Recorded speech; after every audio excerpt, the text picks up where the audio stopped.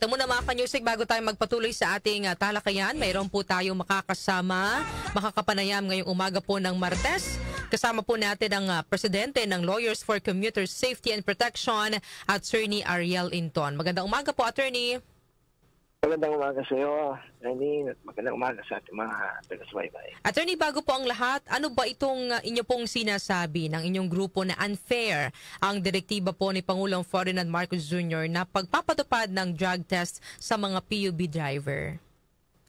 Hindi naman po unfair, no? Ganito lamang po, no? Ayusin po natin yun premise, no? Yes po. Ang presidente po, ayon sa mga DOTR officials, ang direktiba niya ay pangalagaan ang mga biyahe ng mga pasahero.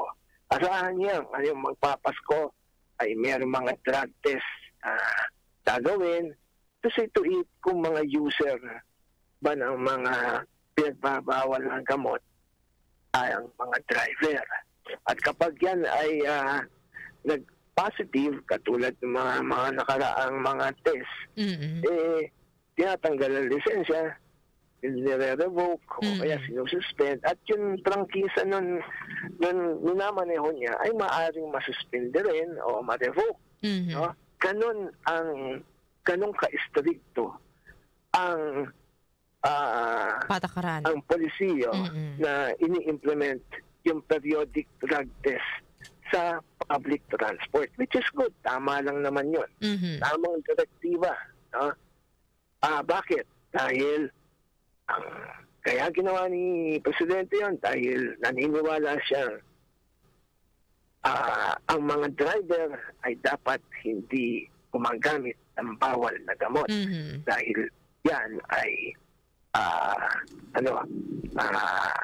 mapanganib sa mga pasahero. At may mga aksidente na nangyari na ang driver ay under the influence of drugs. Okay? So, as I said, directive yon ng presidente. Ngayon, para yung sa kanya naman na nagkakaroon ng aligasyon na siya ay addict, siya ay gumagamit ng cocaine. Abay, malaking issue yan. No, hindi pwedeng ipawalang bahala yan. Kaya nga ang sinasabi, Mr. President, bakit hindi ka mag-test? Yun tinatawag yung sa buhok, hair follicle test. Oo. Bakit hindi nyo gawin yan? Ang sagot naman ng mga kanyang mga taga-depensa, wala sa batas yan eh. Hindi nagsasabi ng ganyan ng batas. At paring tama kayo, wala sa batas yan. Dahil hindi naman yun ang hindi pinatutupad ng hindi batas, mandatory. Hindi mandatory. Di ba? Pero presidente na ng bansa, ikaw ang driver ng buong pamahalaan, and you are being accused, no, of using prohibited drugs. Not only prohibited but cocaine. No? At hindi lang isa nagsabi yan, napakarami. No? Ngayon, ang sabi, hindi, patunayan niyo muna. Yun ang sasabihin nila, di ba? Di ba? Patunayan. Yes. Bakit yung driver? Sinasabi pa ng driver na, teka, wag niyo ako i-test. Patunayan niyo muna na magamit ako.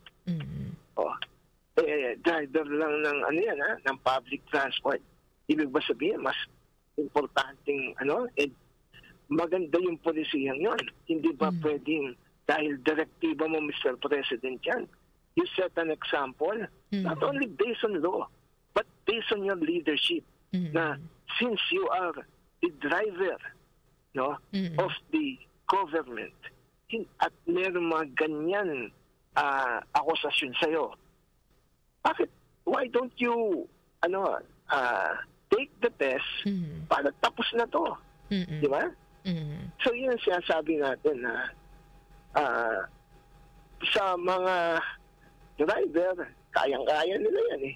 Bakit? Walang trabaho. Pero si Presidente, dapat siya mismo ang gumawa niyan. Bakit?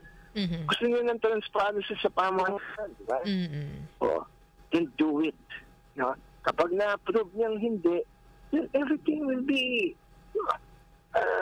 put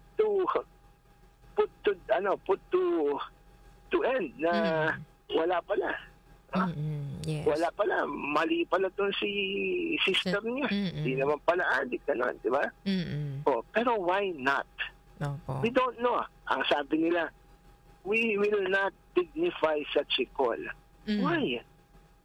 Every Filipino, no, Deserves to know. na hindi lang yung mga bumoto sa kanya, kundi yung, kahit yung mga hindi bumoto sa kanya, no, pwedeng manawagan yan. Bakit? Ikaw ang presidente namin eh. O, siyempre, concern kami kung addict ba talaga itong presidente namin o hindi. Bakit? Parang nasa bus ka niyan eh.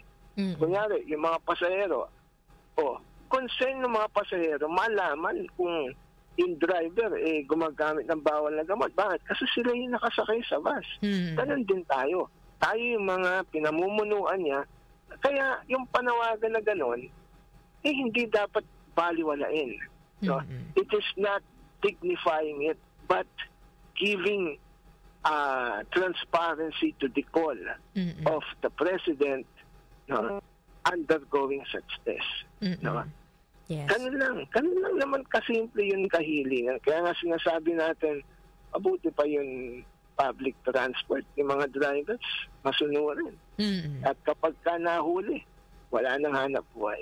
Kaya, meron ng driver nagtanong sa akin sa FB namin, sir, pwede ba akong tumanggi dyan? Ang sagot ko pag-presidente ka muna. Kung gusto mong tumanggi. Kasi, ang presidente tumatanggi. Sa ibang issue naman, Attorney Ariel, ano naman po yung take ninyo dito po sa pagbabawal sa mga e-vehicles, yung mga e-bike at e-trike na dumaan po sa mga pangunahing lansangan? Kasi issue po ngayon, parang anti-poor daw po ito. Ang problema kasi niyan, hindi pa na-i-implement yung batas. Yung batas, yung Evida Law, kung saan ang sinasabi ng batas ay kinakailangan ay yung paggamit ng mga e-vehicles. Yan i-promote ng pamahalaan, no? I-promote yan at may mga ahensya na inaatasan na gumawa ng ilang mga mga polisiya para ma-implement nga itong batas. Noong 2024, balik na naman tayo kay Mr. President, yun, ini-implement yung mga penalty. Ang directive niya ay isuspend muna yan kasi yun, IRR noong panahon na yun is not in, is contrary to the spirit of the law. Hindi angkop sa batas. Kaya sinuspend yun. No, kaya walang panghuhuling, walang pagmumulta, panghuhuli. That was 2024. Ngayon, ilang araw nakalipas ngayon, during the budget deliberation ng DOTR, natanong ng ilang mga senador yun, ano nangyari dito? Ba't di kayo na manghuhuli? Ganyan. Sinagot naman ng LTO chief na, sige po, December 1, umpisa na namin yan. Ay, maraming aksidente daw, ganyan-ganyan. Alam nyo, okay sana yun. Ano i-implement nyo? Anong polisiya? Yun sinuspend dati? Na sinabi na not in accordance with the provisions of the law? What will be the basis of your apprehensions kung meron man? Bakit natin sinasabi yun? Kasi yung batas, malinaw sa batas. Number one, ang sabi, yung mga e-trikes, if they are for private use, it's personal use, private use, hindi kailangan i-rehistro sa ng DOTR or any attached agencies like LTFRB or LTO pag private use. So, ngayon, pangalawa, Doon tayo sa sinasabi nyo na bawal sa mga main thoroughfares. Okay. Okay yan, ibawal. Pero sabi ng batas, mag-designate kayo ng lane para sa kanila. LGU mag-designate kayo. At saan magde-designate? Sa side street? Hindi. Ang sabi ng batas, sa national and local roads, you have to designate eat-right lanes and they may share with the bike lanes. So, ibig sabihin, hindi naman talaga bawal kung tutuusin. Ang kailangan lang may designated lane. Tanong, pero na ba? Wala. So, paano mo mapropromote yung e-trike, yung electric vehicle use kung ang inuuna ay huli? No, huli tayo, sita tayo. Impound. Multa tayo. Nang hindi pa naman papatupad fully yung batas. And that's one important thing na they are allowed sa national roads sa kanilang designated lanes. However, the problem is wala naman dinedesignate. Yun. So, yun ang problema. So, mabuti na lang ay hindi i-implemento at sabi January 2. Ang tanong, pwede na ba yan by January 2? Meron na ba silang klarong polisiya dyan? That remains to be seen. So, yun po ang ating pananaw dyan na although kailangan mo i-regulate talaga yan, the regulation must be within the provisions of the EVIDA law. Attorney, ano naman yung posisyon po ng inyong grupo sa mga pagkilos ngayon tulad po ng kilos protesta na panawagan sa accountability at transparency sa gitna po ng issue ng katiwalian dahil po sa flood control project? Tama lang po yan. That is within the right to express one's opinion. Yung mga call for accountability, call for the resignation of the president, yan? Walang problema dyan. That's within your right. Hindi po totoong inciting to sedition yan dahil you are not asking to overthrow the government.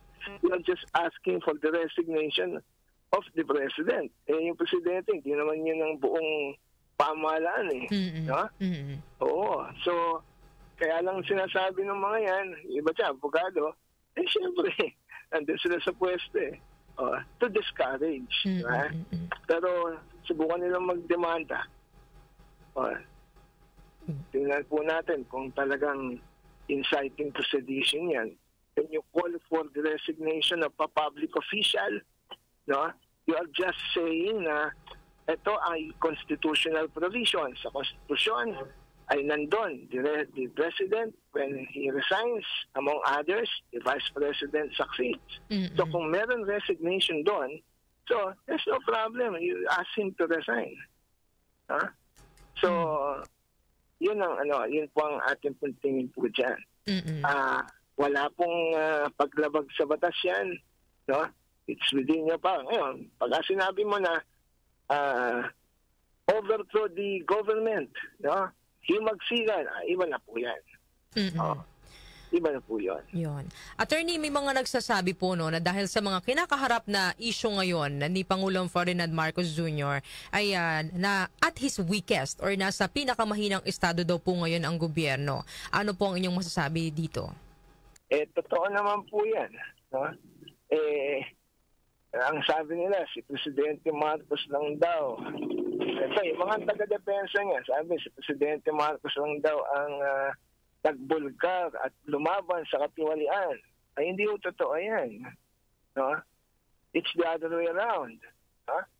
Dito, sa kanyang panunungkulan, nagkaroon ng ganito kagrabe na katiwalian.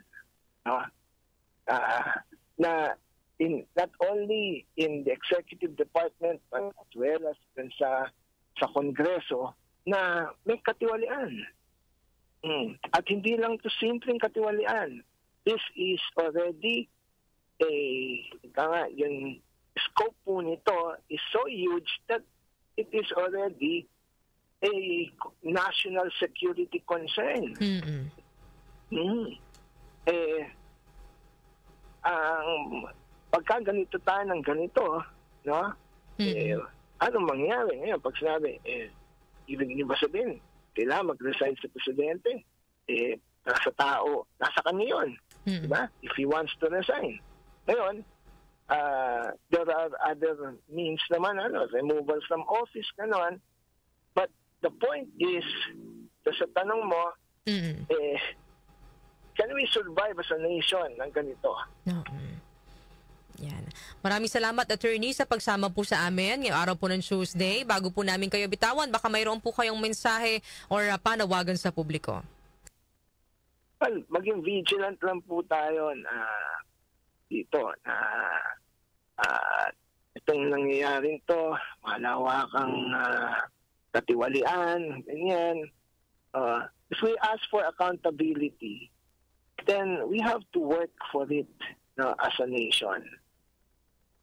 Ituro rin natin kung sino yung mga dapat sa sangkot. At yung politika, isang tabi muna natin. Kailangan muna magsama-sama tayo. Ayun, maraming salamat, Attorney, sa pagsama po sa amin ngayong Tuesday morning. Ingat po kayo. Thank you very much. Ayan, nakapanayan po natin ang presidente po ng Lawyers for Commuter Safety and Protection, Attorney Ariel Inton.